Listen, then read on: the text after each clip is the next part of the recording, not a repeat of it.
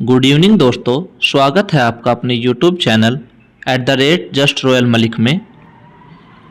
तो प्रस्तुत है हम आपके सामने अपनी बीपीएड की फर्स्ट ईयर की क्लास को लेकर के, जिसमें हम यूनिट 3 के बारे में पढ़ने वाले हैं।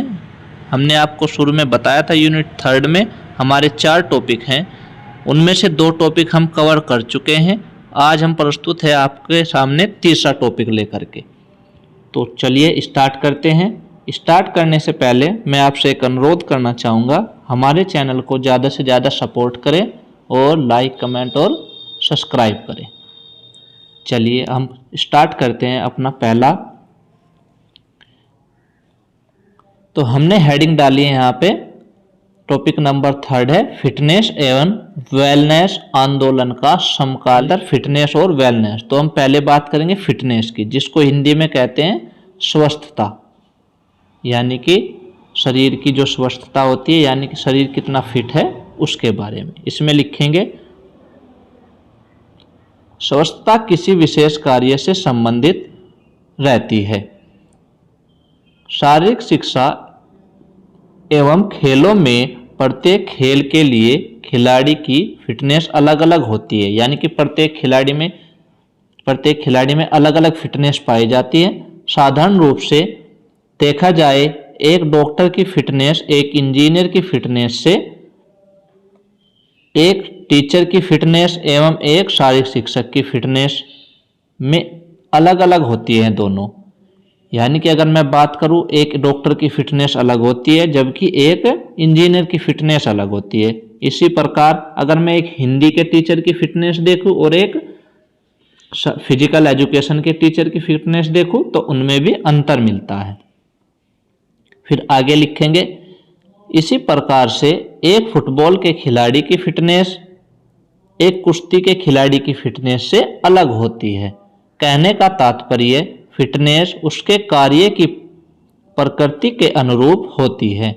यानी कि फिटनेस किसके अनुरूप होती है? जिस प्रकार का व्यक्ति का कार्य होता है उस प्रकार की उसकी फिटनेस होती है। आगे लिखेंगे, खेल मनोवैज्ञानिकों ने फिटनेस को 2 प्रकार से वर्गीकृत किया है। फिटनेस को कितने प्रकार से वर्गीकृत किया है? 2 प्रकार से। पहला प्रकार है इसमें स्वास्थ्य संबंधित शारीरिक फिटनेस। स्वास्थ्य संबंधित का मतलब है स्वास्थ्य से संबंधित हमारे क्या फिटनेस है, यानी कि हम कितने निरोगी है, हमारी जो मांसपेशियां है, हमारी हड्डियां हैं, वो कितना काम कर रही हैं, उससे संबंधित।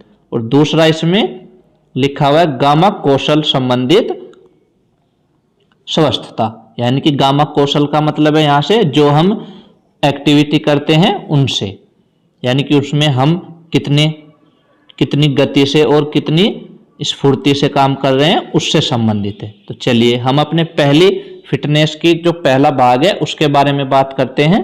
पहला है स्वास्थ्यता संबंधी शारीरिक स्वस्थता। इसमें क्या लिखेंगे? इसके अंतर्गत 5 कारक आते हैं। यानी कि स्वास्थ्य संबंधी शारीरिक स्वस्थता में कितने कारक आते हैं? 5 कारक आते हैं।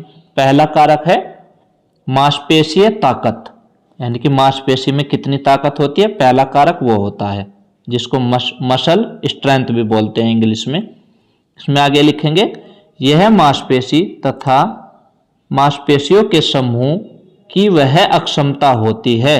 यानी कि मांसपेशी की और मांसपेशियों के समूह की कौन सी क्षमता होती है?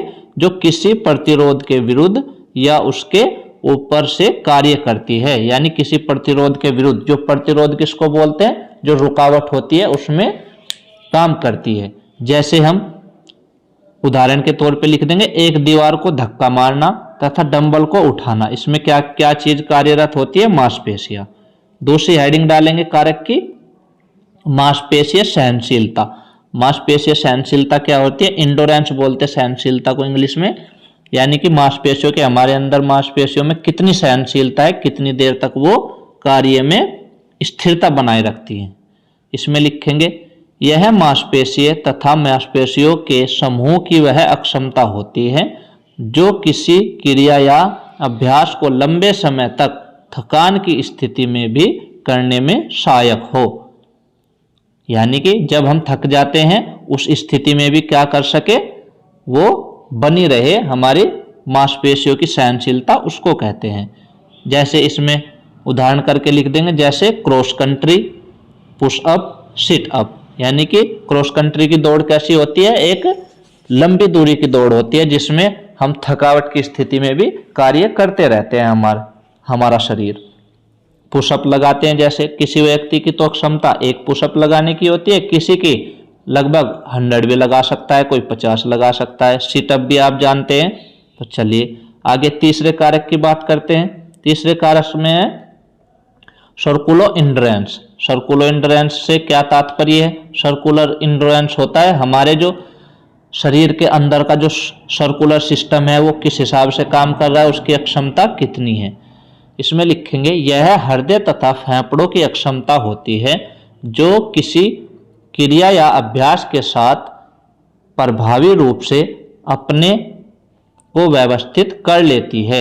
यानी कि हमारे हृदय और फेफड़ों की अक्षमता क्या कहलाती है? सर्कुलर इंड्योरेंस के अंतर्गत आती है, जो क्या कर लेती है, किसी अभ्यास में और क्रिया में क्या करती है, अपने आपको व्यवस्थित कर लेती है। यानी कि ज़्यादा देर तक काम करना है तो ज़्यादा देर तक वो चलती रहेगी, और कम टाइम तक काम करना है तो कम टाइम में अपना स्थिरांक बनाए रखेगी। इसमें आगे लिखेंगे ये क्रिया लंबे समय की होती है जो थकान की स्थिति में भी की जाती है। यानी कि लंबे समय की क्रियाएं क्या होती हैं, जैसे लंबी दूरी की दौड़ लगाना या लंबे टाइम तक किसी क्रिया को करते रहना, ये सब क्या है, लंबे समय की क्रियाएं हैं। अब आगे इसमें चौथा कारक करके हेडिंग डालेंगे लचकता। लचकता को बोलते हैं फ्लेक्सिबिलिटी। यानी कि जैसे हम योग और आसन करते हैं या प्राणायाम करते हैं, ये उसमें काम आती है हमारी लचकता शरीर की। इसमें हम लिखेंगे ये जोड़ों, लिगामेंट तथा टेंडन की वह अक्षमता होती है जो किसी क्रिया या अभ्यास को लंबे प्रसार के साथ करने में सहायक होती है। यानी कि किसी क्रिया को या अभ्यास को हम करते रहें लंबे टाइम तक, अपने शरीर को लचीला बनाने के लिए ये क्षमता काम आती है।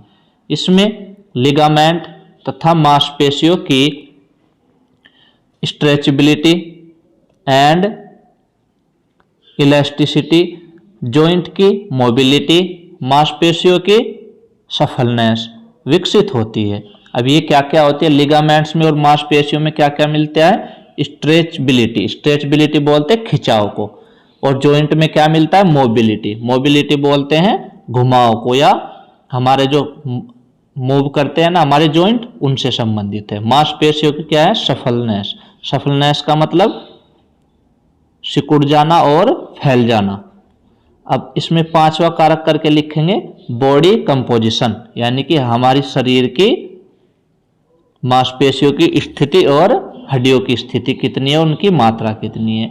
इससे तात्पर्य शरीर में उपलब्ध वसा, मांसपेशी तथा हड्डियों की मात्रा से है। मैंने अभी आपको बताया ये किससे संबंधित है, हमारे शरीर में कितनी मांसपेशियां हैं, कितना वसा है और कितनी हमारी हड्डियों की मात्रा है, उससे संबंधित होती है बॉडी कंपोजिशन। अब इसके भाग नंबर 2 में या टाइप नंबर 2 में हम क्या लिखेंगे, गामक कौशल संबंधी शारीरिक स्वस्थता। यानी कि गामक कौशल में कौन सी शारीरिक स्वस्थता आती है वो इसमें पढ़ेंगे। तो इसमें हम लिखेंगे इससे तात्पर्य शरीर शारीरिक स्वस्थता के साथ साथ आधार गति करने की अक्षमता। इसके अंतर्गत वे शारीरिक स्वस्थता के कारक आते हैं जो किसी कौशल को करने में सहायक होते हैं।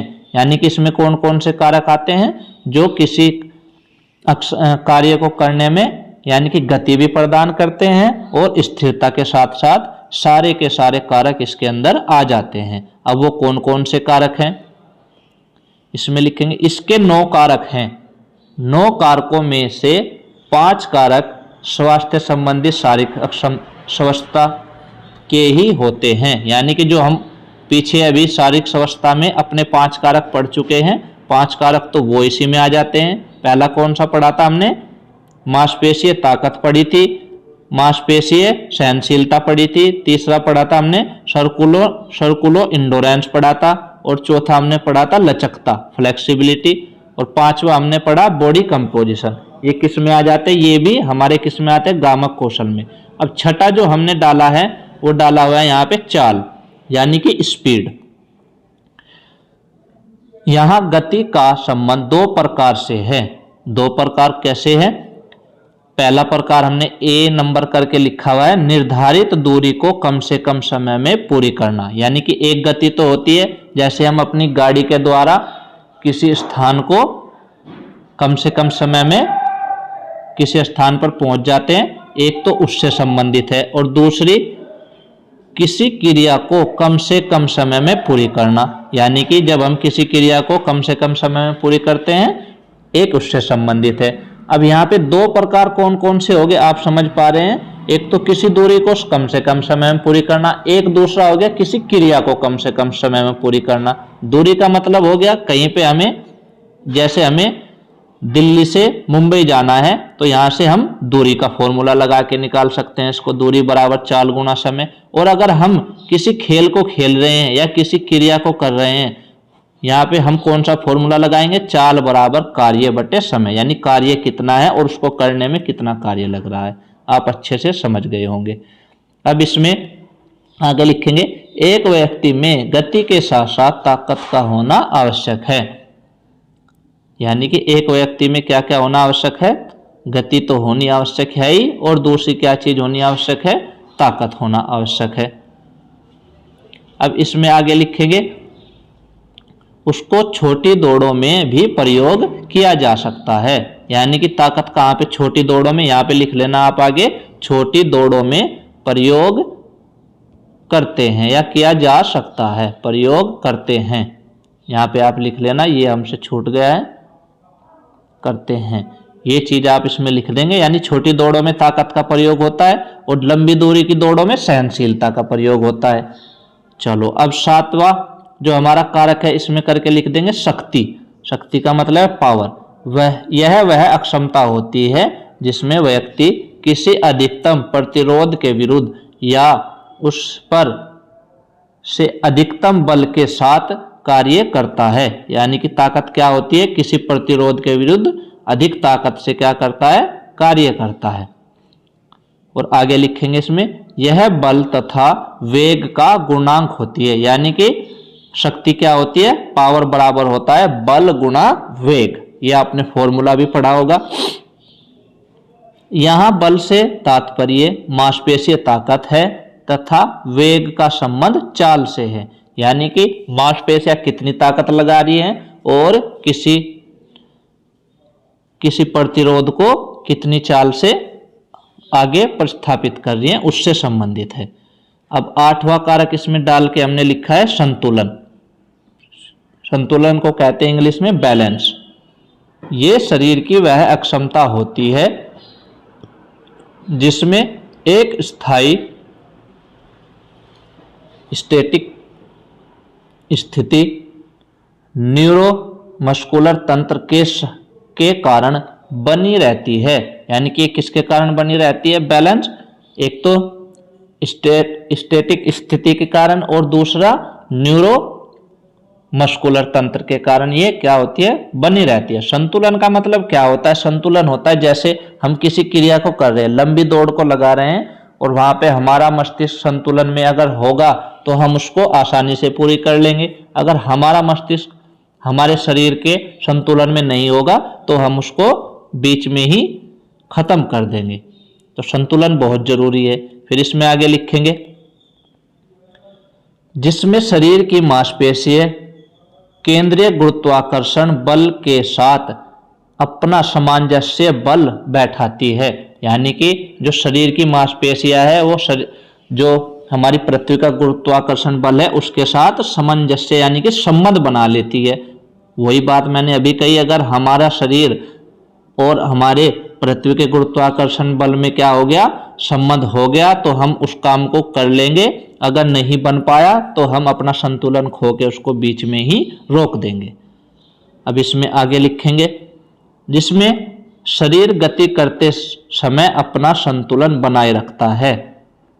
जैसे उदाहरण करके लिख देंगे, balancing beam, Roman ring, parallel bar, etc। जैसे हम जिम्नास्टिक की जो ये क्रियाएं करते हैं, बैलेंसिंग बीम करते हैं, रोमन रिंग पर क्रिया करते हैं और क्या करते हैं, पैरेलल बार पर जो क्रिया करते हैं। यानी कि अगर हमारे शरीर का संतुलन पृथ्वी के गुरुत्वाकर्षण बल से बन गया तो हम कर पाएंगे, वरना हम उससे नीचे भी गिर सकते हैं।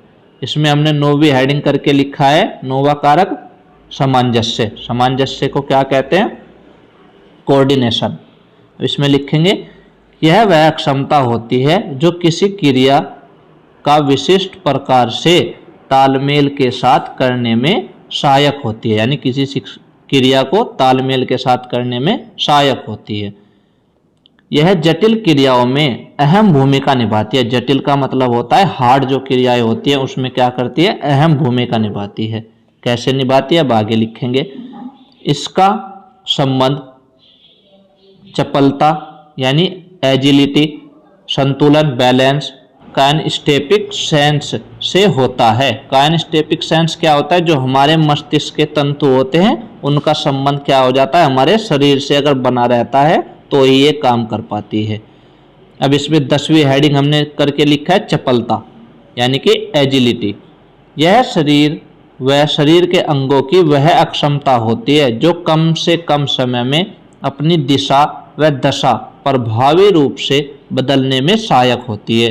यानी कि अगर तुम्हें चपलता के बारे में भी पूछे तो उसमें भी आप 2 नंबर में लिख सकते हैं चपलता किसे कहते हैं। ये क्या होती है, यह होती है शरीर के अंगों की वह क्षमता होती है जो कम से कम समय में अपनी दिशा व दशा को प्रभावी रूप से बदल सके। यानी कि दिशा और दशा कैसे बदलनी है, जैसे हमारा माइंड एकदम से सोच लेता है कि आगे क्या करना है हमें, और दिशा को बदलने का मतलब है एकदम से मूवमेंट अपने दिमाग में सोच लेना कैसे करनी है, ये सब इसमें आती है। ये कहाँ पे काम आते हैं, कई खेलों में इसका प्रयोग होता है, जैसे जिम्नास्टिक में, अभी मैंने बताया कबड्डी में और खो खो में। जैसे कबड्डी और खो खो खेलते हुए हमारे दिमाग में एकदम से अगला स्टेप्स आ जाता है, ये उससे संबंधित है। तो दोस्तों हमने ये तो बात की है अभी फिटनेस की या स्वस्थता की, इसमें हमने ये लिखा। अब हम बात करेंगे वेलनेस की। वेलनेस को क्या कहते हैं, इससे अब इसको हम आगे लिखेंगे।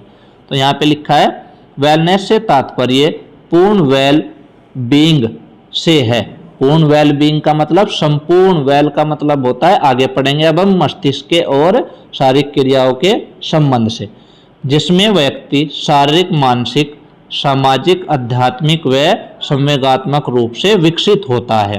पूर्ण वेल किससे संबंधित होता है, शारीरिक भी और मानसिक भी, सामाजिक भी, आध्यात्मिक और संवेगात्मक रूप से विकसित होना।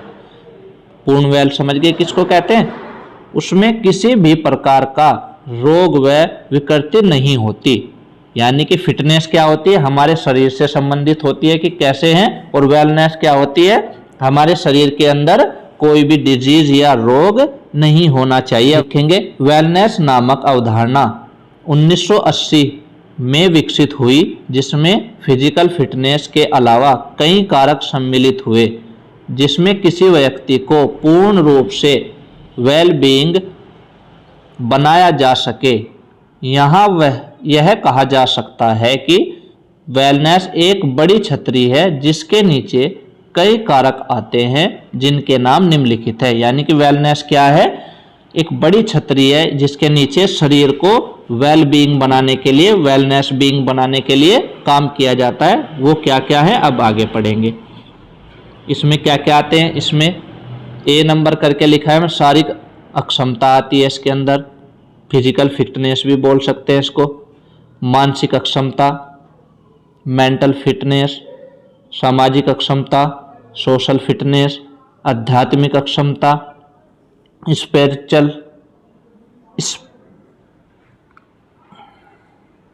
स्पिरिचुअल फिटनेस और प्रॉपर वेल्थ। प्रॉपर वेल्थ का मतलब संपूर्ण शरीर का स्वस्थ होना।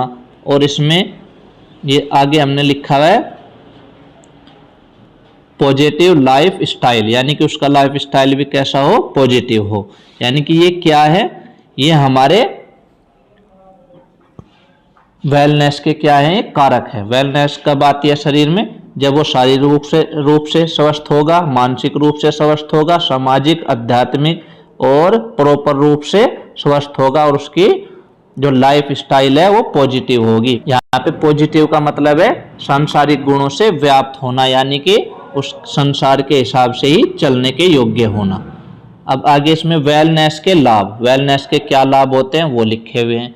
वेलनेस व्यक्ति को शारीरिक, मानसिक, सामाजिक तथा व्यक्तित्व के प्रति अच्छा स्वरूप तथा स्तर प्रदान करने में सहायक है। यानी कि वेलनेस क्या, व्यक्ति को अच्छा स्वरूप यानी कि व्यक्तित्व के लिए अच्छा स्वरूप या स्तर प्रदान करने में सहायक होता है वेलनेस। इसे प्राप्त करने के लिए हमें क्या करना चाहिए और इसके क्या लाभ हैं निम्नलिखित है। यानी वेलनेस को प्राप्त करने के लिए क्या करना चाहिए और इसके क्या लाभ है वो सब नीचे लिखे हुए हैं, ये लिख देंगे एक एक करके। ए नंबर पे उचित व्यायाम करना चाहिए। बी में लिखेंगे हम उचित आहार लेना चाहिए, यानी कि हमारा खाना भी अच्छा होना चाहिए और हमें उचित व्यायाम भी करने चाहिए। तीसरा लिखेंगे हम सी, सकारात्मक जीवन शैली होनी चाहिए। चौथा लिखेंगे उचित आराम और उचित निद्रा, यानी कि हमें ज़्यादा जितने हम थके हुए हैं उसी हिसाब से आराम करना चाहिए। और उचित निद्रा का मतलब है शरीर के लिए जितनी निद्रा पूर्ण है 6 से 7 घंटे की वो लेनी चाहिए। और ई टॉपिक में लिखेंगे नियंत्रित तनाव और थकान। और एफ में लिखेंगे शराब और धूम्रपान से दूरी बनाए रखना चाहिए। और जी टॉपिक में लिखेंगे शरीर के वजन का संयोजन, यानी कि हमारे शरीर का जो वजन है या जो हमारे शरीर का वेट है वो कैसा होना चाहिए, संयोजन होना चाहिए, यानी हमारी हाइट के हिसाब से ठीक होना चाहिए। और एच में लिखेंगे हम सही शारीरिक आसन को बनाए रखना, जो शरीर का आसन है उसे सही बनाए रखना भी होना चाहिए, तभी हम क्या होंगे, तभी हम क्या कर पाएंगे, अच्छी वेलनेस और अच्छी फिटनेस को बनाए रख पाएंगे। तभी इसका क्या लाभ होगा, अच्छी आदतें होनी चाहिए और आदर्श शरीर के वजन को बनाए रखना चाहिए। यानी आदर्श शरीर का मतलब है अच्छा शरीर अगर हमें चाहिए तो हमें उसके वजन को, उसके वेट को बनाए रखना होगा। और इसमें आगे लिखेंगे सामाजिकता की भावना होनी चाहिए, ऊर्जा के स्तर को बढ़ाना चाहिए, यानी कि ऊर्जा का स्तर कब बढ़ेगा, अगर हम उचित आहार और अच्छे आहार लेंगे तो हमारा ऊर्जा का स्तर बढ़ेगा शरीर का। फिर अगला लिखेंगे गामक कारकों जैसे ताकत, चपलता, सहनशीलता, लचकता आदि का विकास तथा मांसपेशियों के टोन में सुधार, यानी कि हमारे जो सहनशीलता, लचकता और ताकत है उसका क्या होना चाहिए, विकास होना चाहिए। और मांसपेशियों के टोन में सुधार आना चाहिए, यानी मांसपेशियां हमारी एक अच्छी आकृति में होनी चाहिए। ऐसा नहीं होना चाहिए कि हमारा पेट बहुत बड़ा हुआ है और शरीर हमारा पतला दुबला है, तो ये हमारे फिटनेस को क्या कर देगा, बिगाड़ देगा और हमारी स्वस्थता को भी क्या कर देगा, खराब कर देगा। आगे इसमें चोट तथा अस्वस्थता के पश्चात तुरंत क्षतिपूर्ति होना चाहिए, यानी कि अगर हमारे कहीं चोट लग जाए तो तुरंत उसका क्या करना चाहिए, या हमें कुछ रोग हो जाए तो तुरंत डॉक्टर की सलाह में उपचार करवाना चाहिए। फिर आगे इसमें और टॉपिक है उम्र बढ़ने की प्रक्रिया में देरी, यानी कि ये इसका क्या लाभ होता है, उम्र जो बढ़ती है हमारी उसकी प्रक्रिया में भी देरी होती है, यानी कि हमारी उम्र ज़्यादा हो जाती है।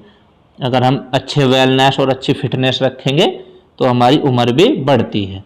और अगला टॉपिक लिखेंगे इसमें जीवन की गुणवत्ता में सुधार, और इससे क्या होता है, जीवन की गुणवत्ता में सुधार भी होता है। तो ये हमारे लाभ हुए और हमें क्या इसके लाभ होते हैं वो समझ में आ गया, और क्या इसके रख रखाव के कारण है और इसको कैसे लेके चलना है, हमें इससे क्या करने के लिए क्या करना चाहिए ये भी हमें पता लग गया, यानी कि उचित आहार लेना चाहिए, ये सब चीज़। और इससे क्या लाभ होते हैं, हमारे शरीर की जीवनचर्या बढ़ती है, हमारी उम्र बढ़ती है और हम फिट रहते हैं।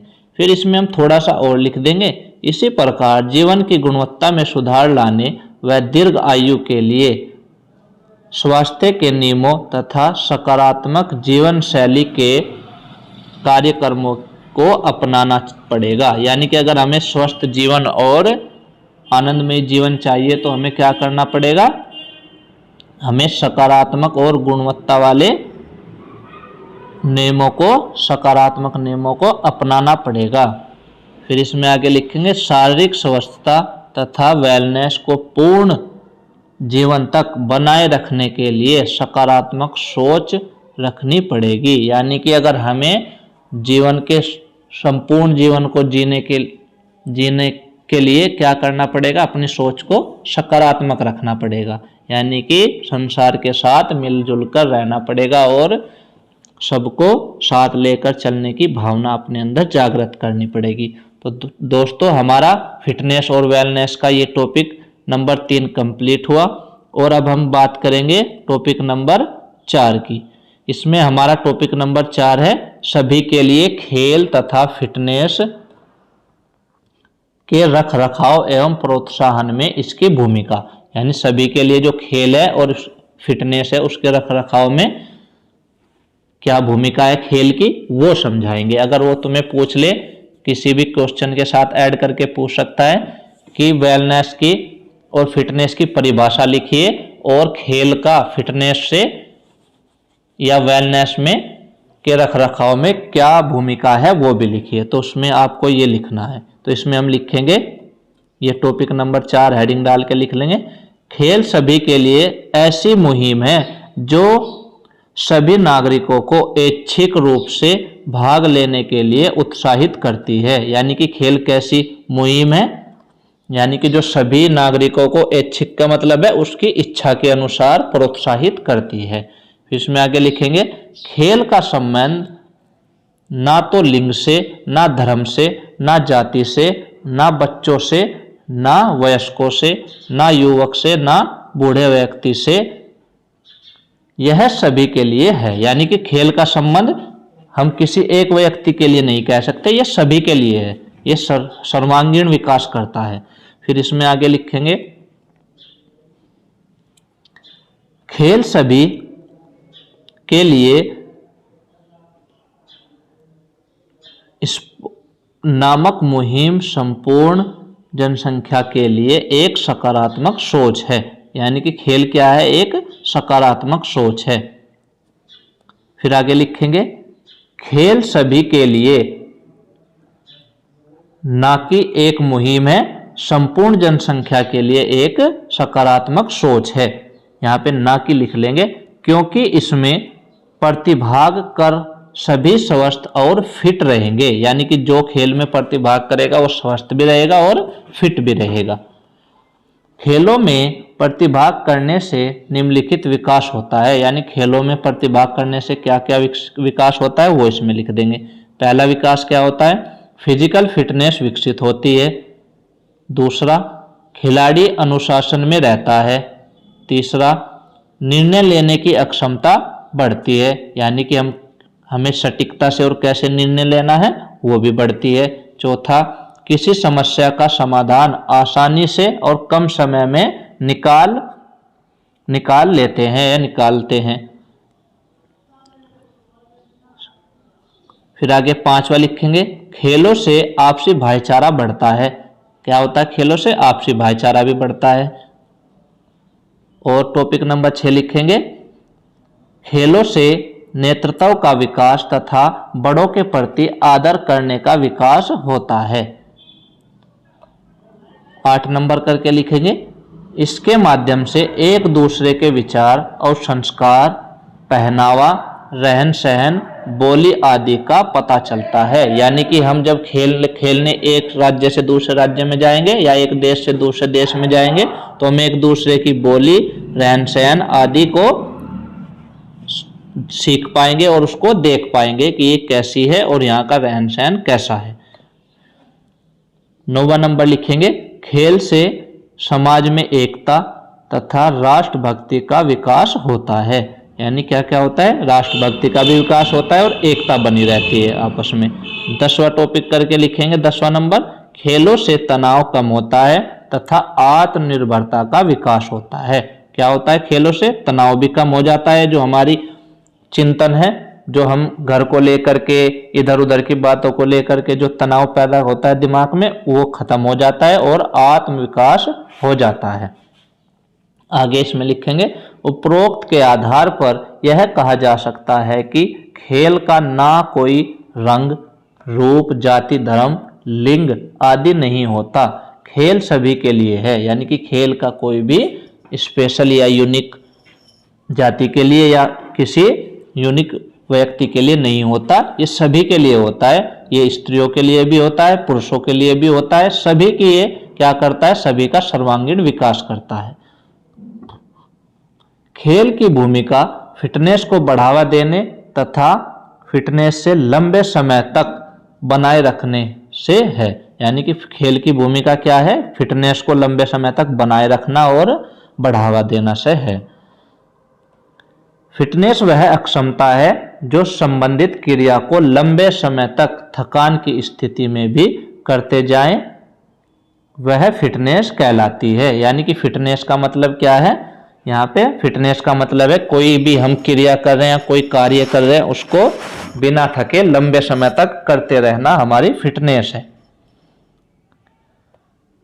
फिटनेस के कारक निम्नलिखित हैं। यानी कि फिटनेस के कारक हम ऊपर भी पढ़ चुके हैं, ताकत, सहनशीलता, लचकता, कार्डियो रेस्पिरेटरी सहनशीलता, बॉडी कंपोजिशन आदि। फिटनेस के क्या क्या कारक हैं वो हमने ऊपर भी पढ़ा है, उसमें आगे करके लिख देंगे।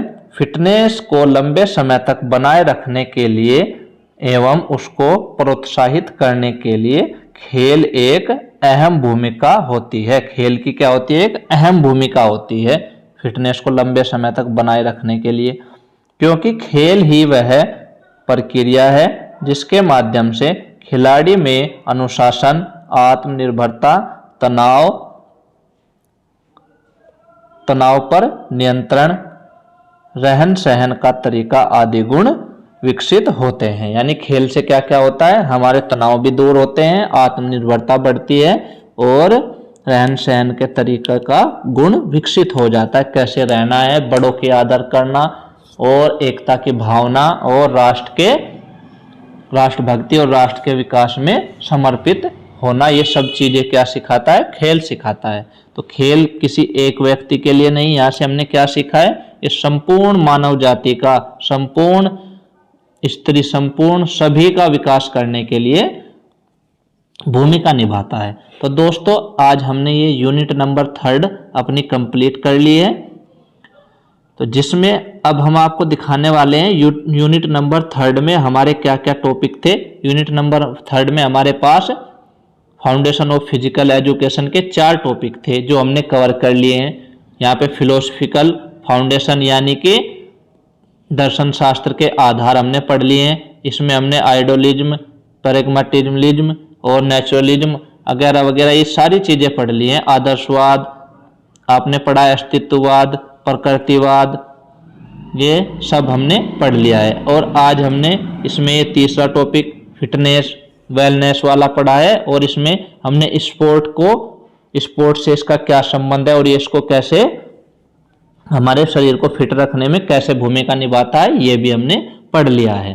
तो हम अब देखते हैं अपने यूनिट नंबर 3 में किस प्रकार से प्रश्न बने हुए हैं। ये देखो यूनिट नंबर 3 में और करके 15 नंबर का या तो आप ये कर दो या ये कर दो। तो इसमें एक पहला क्वेश्चन बना हुआ है, शारीरिक शिक्षा के दार्शनिक पहलुओं का विस्तार से वर्णन कीजिए। तो दार्शनिक पहलुओं में क्या क्या आ जाएंगे, हमारा आदर्शवाद, प्रकृतिवाद, ये 2-4 हेडिंग करके 5-7 को लिख देंगे। हमारे पास टोटल कितने वाद हैं, हमारे पास टोटल इसमें 7 वाद हैं। उनमें से कोई 5 से 6 लिख के और उनकी विशेषताओं का वर्णन कर देंगे। फिर इसमें एक क्वेश्चन दिया हुआ है, शरीर कितने प्रकार का होता है, वर्णन कीजिए। अब ये शरीर कितने प्रकार का होता है, आप कहोगे सर यूनिट 3 में आपने ये पढ़ाया नहीं। अब अगर मैं इसकी बात करूं, ये हमारा टॉपिक जो है ये यूनिट नंबर 4 में आएगा। जैसा कि हम आपको दिखाएंगे यूनिट नंबर 4 में ये वाला टॉपिक हमारा आएगा। अब हम कल से बात करेंगे यूनिट नंबर 4 की। तो दोस्तों आज के लिए इतना ही, कल मिलते हैं अपनी नेक्स्ट वीडियो को लेकर के आपके अपने YouTube channel @just royal malik पर। थैंक यू फॉर वॉचिंग, धन्यवाद।